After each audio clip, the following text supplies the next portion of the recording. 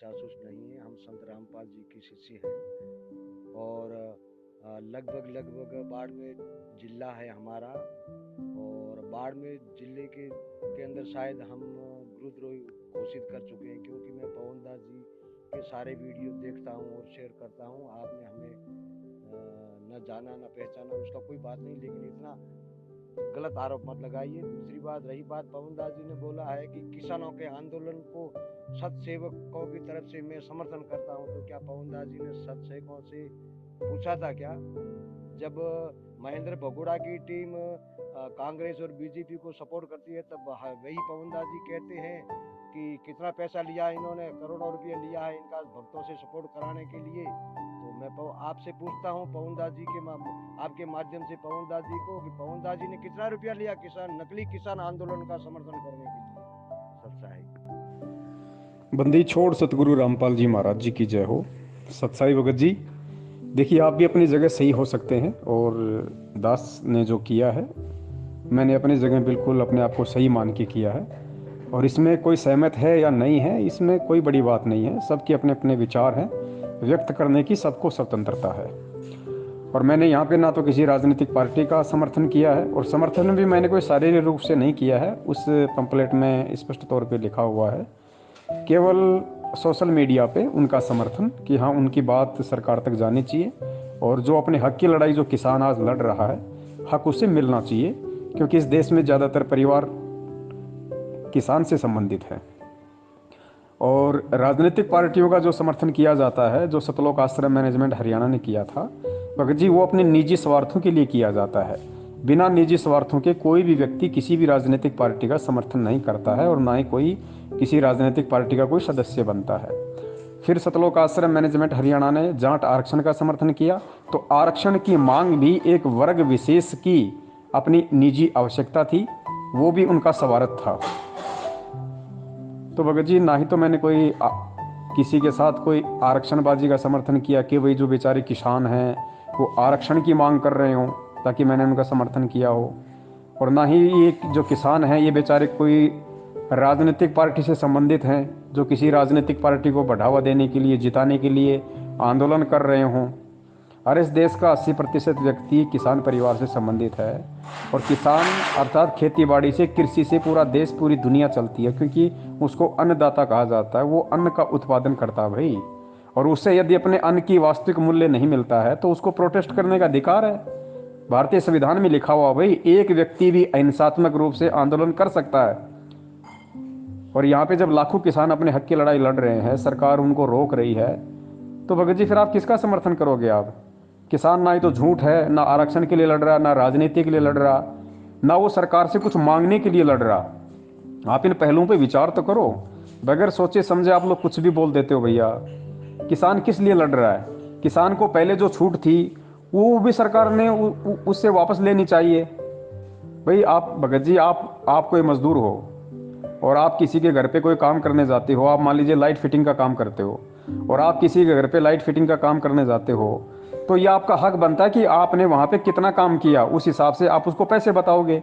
अब आपने वहाँ पे काम तो किया 24 घंटे, और वहाँ की जो सरकार है वो ये कहे कि नहीं साहब, आपने इसके घर पे जो लाइट फिटिंग का काम किया है उसका रेट हम फिक्स करेंगे कि आपको मात्र 100 रुपये मिलने चाहिए 24 घंटे के। तो आप क्या करोगे? आप या तो काम करना छोड़ दोगे, या फिर आप उसके लिए आंदोलन करोगे कि मेरा जो हक है, मेरी जो मेहनत है वो मुझे मिलनी चाहिए। तो किसान जो अपनी फसल उगाता है, क्या क्या सरकार जाके किसान के खेत में पानी देती है, खाद देती है, बिजाई करती है, कटाई करती है, मेहनत करती है? किसान अपनी मेहनत करता है, किसान की खुद की ज़मीन है, खुद वो अन्न उपजाता है, खुद अन्न पैदा करता है, तो किसान को अपनी फसल का मूल्य निर्धारित करने का अधिकार है।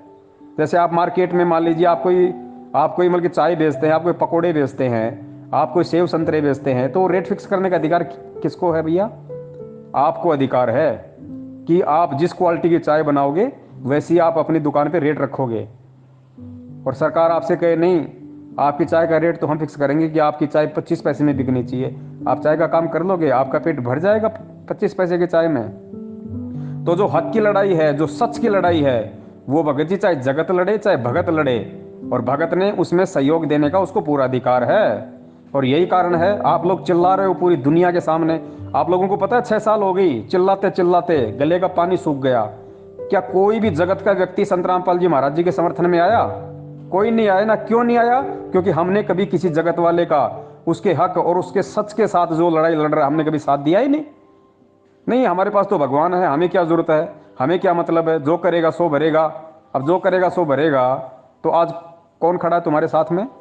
कल को आप अपनी औरत को या अपनी बहन बेटी को लेके बाजार में या कहीं और जा रहे हो, किसी ऐसे सुनसान रास्ते से आप जा रहे हो मोटरसाइकिल पे, और रास्ते में 3-4 लड़के आ गए, गुंडागर्दी करने लग गए, आपकी बहन बेटी के साथ में बदसलूकी कर रहे हैं, और आप अपने हक के लिए, आप सच्चाई के लिए आप उनसे लड़ रहे हो, और वो 3 है, आप अकेले हो, और पास में 2-4 आदमी और खड़े हों, तो क्या आपका मन नहीं होगा कि वो लोग आपका हेल्प करें, वो लोग आपकी सहायता करें?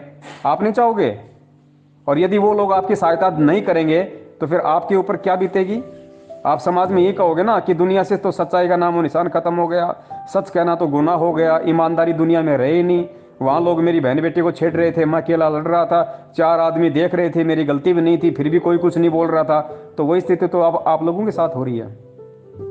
किसानों का समर्थन हम क्यों ना करें? हम कोई इस देश से बाहर हैं? हम कोई इस दुनिया से बाहर हैं?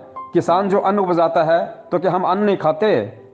हम क्या भगत जी पत्थर खाते हैं? और जो व्यक्ति अपने हक की लड़ाई लड़ रहा है, जो सच की लड़ाई लड़ रहा है, जिसका कोई स्वार्थ नहीं है, ना कोई आरक्षण मांग रहा, ना कोई राजनीतिक पद मांग रहा, ना सरकार से नौकरी मांग रहा, ना सरकार से हराम के पैसे मांग रहा, वो किसान अपना हक मांग रहा है। और यदि कोई व्यक्ति अपना हक मांगता है, यदि कोई सत्य की लड़ाई लड़ता है, तो गुरुदेव ने कभी मना नहीं किया कि तुम उसका साथ दो।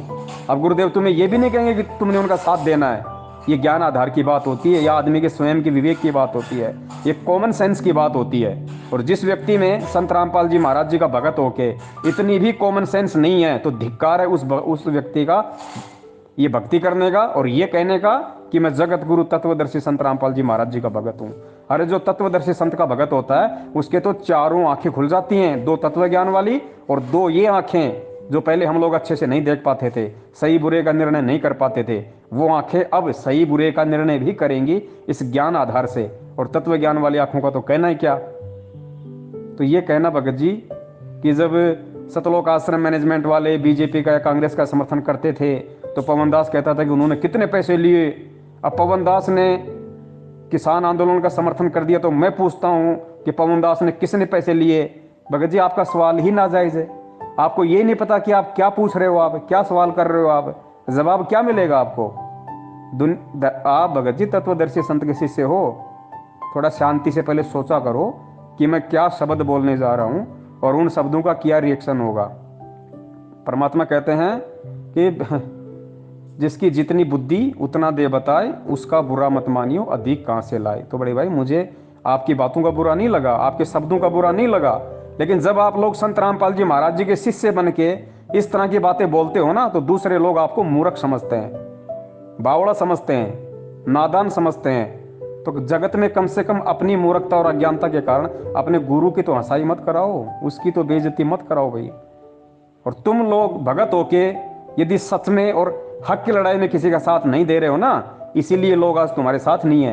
ये दुनिया वाले, तुम्हारे रिश्तेदार तक तुम्हारे से नफरत करते हैं। वो इसलिए नहीं करते कि तुम संत रामपाल जी महाराज जी के शिष्य हो, वो इसलिए करते हैं कि तुम संत रामपाल जी महाराज जी के ज्ञान को आधार बना के नहीं चलते। तुम लोग उनकी शिक्षाओं के विपरीत चलते हो। तुम लोगों का जहां स्वार्थ होता है, जहां राजनीति की बात आती है, जहां आरक्षण की बात आती है, वहां तो जा जाके तुम उनके धरनों में बैठ जाते हो। आनंदपाल जैसे गुंडों की सीबीआई जांच के समर्थन में तुम बैठ जाते हो, 5-5 लाख रुपए के चेक उनके हाथों में कुपात्रों के पकड़ाते हो। और जब एक देश का किसान जो पूरे देश को दिन रात मेहनत मजदूरी करके अन्न खिला रहा है, खुद रात को सर्दियों में पानी देता है, दुनिया के लिए अन्न पैदा कर रहा है, और उस किसान को जब अपने ही जमीन से पैदा किए गए अन्न की सही तरीके से कीमत तक नहीं मिलती है, उसका बेचारे का परिवार तक ढंग से नहीं चलता है, उसकी आवश्यकता की वस्तुओं की जरूरत पूरी नहीं होती है, और वो यदि ऐसे में अपने हक की लड़ाई लड़ता है और तुम भगत होके वो ये कहते हो कि तुमने क्यों उनका समर्थन किया, तो धिक्कार है भगत जी। डूब के मरने की बात है ये संत रामपाल जी महाराज जी के भगत के लिए। अरे विचार करो, थोड़ा बहुत देश दुनिया को भी जाना करो, समाचार भी देखा करो। किसान का अन्न 18 से 20 रुपए किलो मंडियों में बिकता है गेहूं, और एक पार्ले जी का बिस्कुट 5 रुपए का। कितना वजन आता है उसका? 50 ग्राम भी नहीं आता। सोचो वो कितने का बिक रहा है। किसान से मक्का 40 रुपए,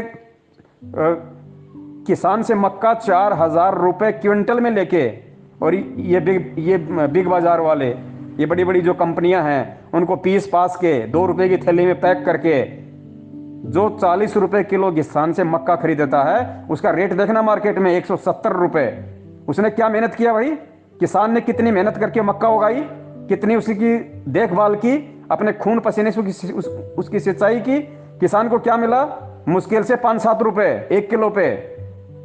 और उसने क्या किया? उसने 5-7 रुपए की मेहनत की और उससे कम से कम 4 गुना ज्यादा रेट पे मार्केट में उसी किसान को बेच रहा है।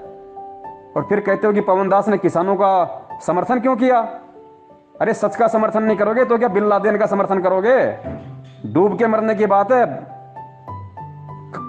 वो व्यक्ति संत रामपाल जी महाराज जी का भगत होके, और यदि ऐसी बात करता है कि पवन दास ने किसानों का समर्थन क्यों किया, वो व्यक्ति कलंक है भक्ति के नाम पे, भगत के नाम पे वो व्यक्ति कलंक है, जो सच के लिए आवाज नहीं उठा सकता, जो दूसरा व्यक्ति अपने हक के लिए आवाज उठा रहा है, जो उसकी आवाज नहीं बन सकता, जो उसका समर्थन नहीं कर सकता, उसका साथ नहीं दे सकता, डूब के मरने की बात है।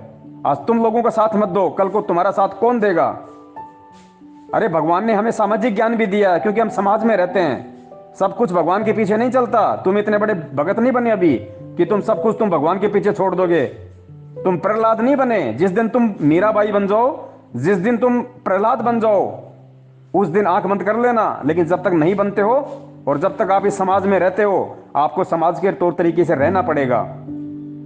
मैंने किसी गलत व्यक्ति का समर्थन नहीं किया, मैंने किसी दारू के ठेके वाले का समर्थन नहीं किया, किसी राजनेता का समर्थन नहीं किया, आरक्षण के लिए लड़ाई लड़ने वाले लोगों का समर्थन नहीं किया, मैंने उन बेरोजगारों का समर्थन नहीं किया जो रोजगार के लिए लड़ते हैं। अगर रोजगार नहीं मिलता है तो अपनी मेहनत करो, मजदूरी करो, अपना कोई व्यापार करो, मार्केट में ठेला लगाओ। क्यों लड़ रहे हो तुम सरकार से रोजगार के लिए? मैंने उन लोगों के समर्थन नहीं किया, मैंने इस देश के अन्नदाता का समर्थन किया है, जो सच्चा है, मासूम है, भोला है। उसको लूटा जा रहा है, उसको दबाया जा रहा है।